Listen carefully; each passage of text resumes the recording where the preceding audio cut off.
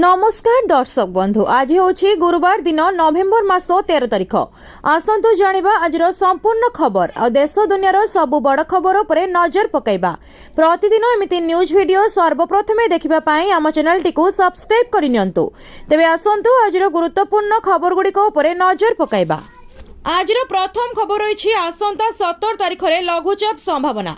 आसंता 17 तारिख में लघुचाप संभावना। दक्षिण बंगोपसागर रे लघुचाप क्षेत्र सृष्टि नहीं पूर्वानुमान करिसेंती अंतर्जातीय पाणीपाग विज्ञानी जासन निकोलस।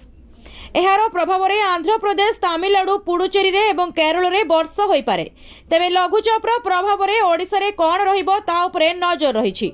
सेहीपरि 14 तारिख में दक्षिण पश्चिम बंगोपसागर रे एक लो प्रेशर नहीं पूर्वानुमान करिथिला पाणीपाग विभाग। हेले एहार प्रभाव ओडिशा उपरे रहिबो नाही। अन्यपटे राज्य में शीत लहरी संभावना। पाणीपाग विभाग पक्षरु सतर्क सूचना। जलीय बाष्प ह्रास सहित उत्तर पश्चिम दिगरु बहुथिबा शुष्क ठंडा वायु प्रभाव में राज्य खसीछि पारद। 4 दिन में 5 डिग्री खसिलाणी राति तापमात्रा। 15 डिग्री तले रही 9 सहरर पारद। आज राजधानी में सर्वनिम्न राति तापमात्रा 14.8 डिग्री सेल्सियस रेकर्ड करा जायछि।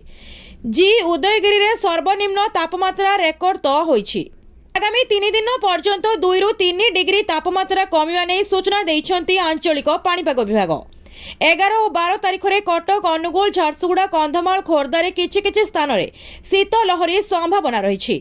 परवर्ती खबर रही राज्य में बढ़ुची शीत लहरी। दारिंगबाड़ी रे सर्वनिम्न 8.5 डिग्री तापमात्रा रेकर्ड। आज सकाळे घन कुहुड़ीर धला चादर रे घोड़ाई होइथिला कोरापुट और सुंदरगढ़ सहर। आभ्यंतरीण ओडिशार किछि स्थान रे भी थिला कुहुड़ीर आस्तरण।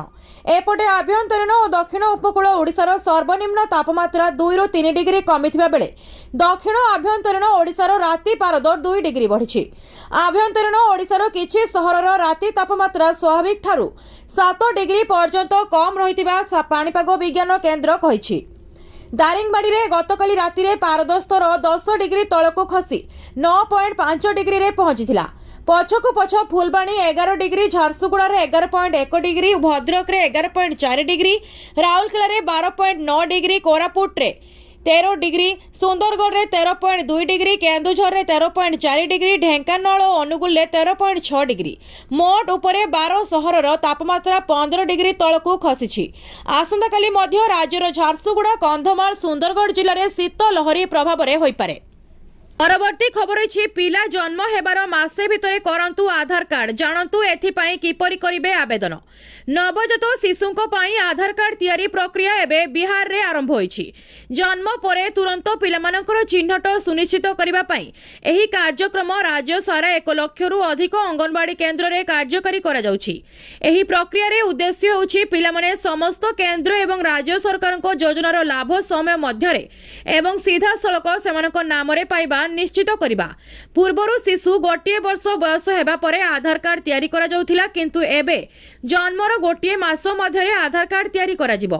तेनु आसंतु आमे वर्णना करिबा जे आपण बिहार रे नवजात शिशुंक पाई आधार कार्ड पाई किपरि आवेदन करि परिबे। अंगनवाड़ी केन्द्र रे आधार सेवा। महिला एवं शिशु विकास विभाग अनुसार राज्यर समस्त अंगनवाड़ी केन्द्र रे आधार सेवा केन्द्र खोला जाउछि।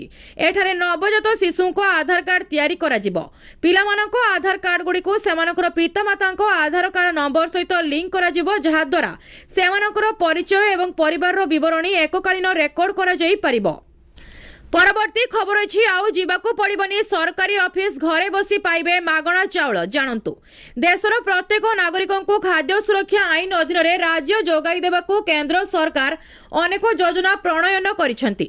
एही सुविधा पाइबाकू राशन कार्ड एक गुरुत्वपूर्ण दस्तावेज भाबे परिगणित होइथाय।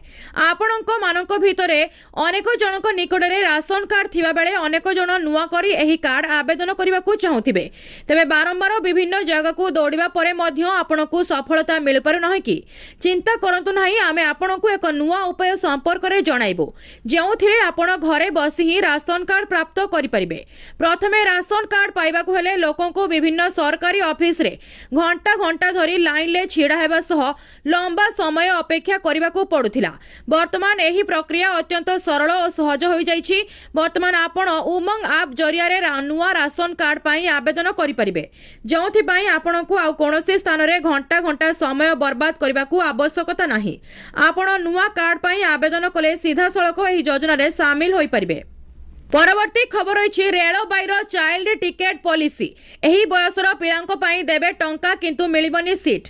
शीत छुट्टी एवं नुआ वर्ष पूर्वरु अनेक लोक सेमानक परिवार सह यात्रा करबाकू योजना करूछंती, किंतु एहारी भितरे भारतीय रेलबाई एक नुआ नियम लागू करिछि।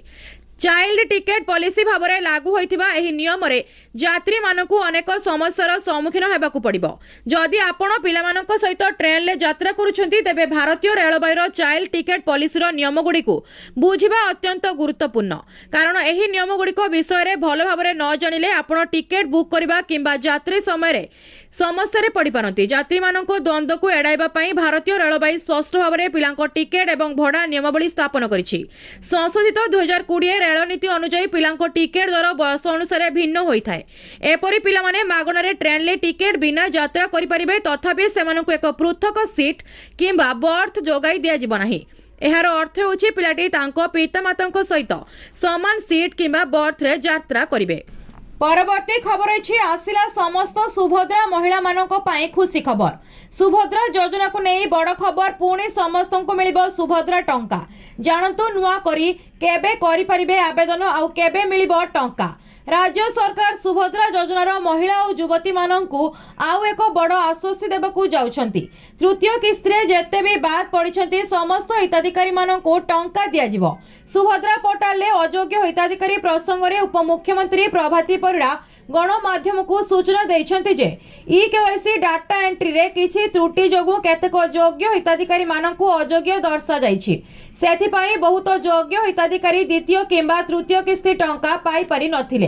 ए समस्यार समाधान खूब शीघ्र कराजियो बोली कहिसंती राज्य सरकार। खूब शीघ्र अंगनवाड़ी माने गाँ गाँ जाई सर्वे करिवे आउ सर्वे रिपोर्ट पोर्टाल ग्रीवेंस रे अपलोड करिवे। जांच परे योग्य हिताधिकारी मानकू द्वितीय आउ तृतीय किस्ती मिलिबो एवं जो माने प्रथम आउ द्वितीय किस्ती पाइथिबे एवं तृतीय किस्ती पाइ नथिबे सेमानकू भी किस्तीर टंका आसीबो। तेणु चिंता करिवार किछि आवश्यक नाही बोली उपमुख्यमंत्री प्रभाती परिड़ा कहिसंती। सूचना योग्य जे राज्य सरकारଙ୍କର सुभद्रा योजना गत वर्ष प्रधानमंत्री नरेंद्र मोदी जन्मदिन आरंभ होईछि।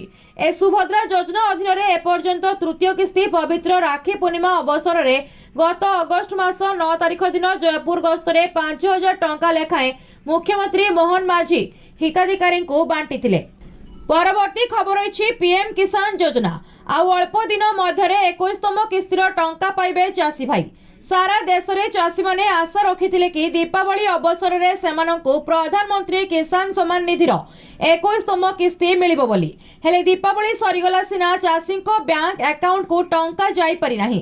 प्रारंभ रे एही किस्ती दीपावली पूर्वरु आसीबो बोली विश्वास करा जाउथिला, किंतु ए पर्यंत 2000 टंका चाषी को अकाउंट रे जमा होई नाही। एहारी मध्यरे चाषी मानक पई एक नूतन तथ्य हस्तगत होईछि। चाषी को अकाउंट रे 2000 टंका केबे जमा हेबो? देशर लक्ष लक्ष चाषी मनरे सेई गोटिए प्रश्न, खाता को टंका आसीबो केबे? प्रधानमंत्री किसान योजनार 21तम किस्ती न पाई अनेक चाषी चिंतित। एबे जानिबाकू मिलिछि जे सरकार नवेम्बर प्रथम सप्ताह रे एही राशि चाषी खाता रे जमा करि पारंती। एहार अर्थ हेउछि जो चाषी माने सेमानकर ई-केवाईसी पूर्ण करिसंती एवं जो मानकर बैंक अकाउंट आधार सहित लिंक होइछि सेमाने आगामी किछि दिन मध्यरे 2000 टंका पाई परिबे।